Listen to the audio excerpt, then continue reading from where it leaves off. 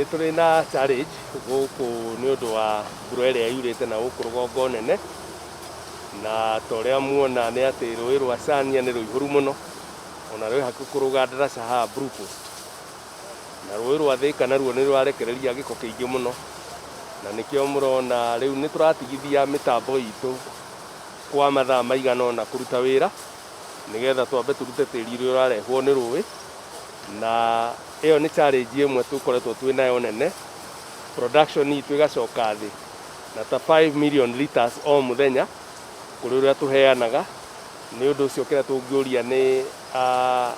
anyui a maĩ aitũ kana consumers aitũ matũkirĩrĩrie na mũno mahũthĩre maĩ na njĩra sparingly,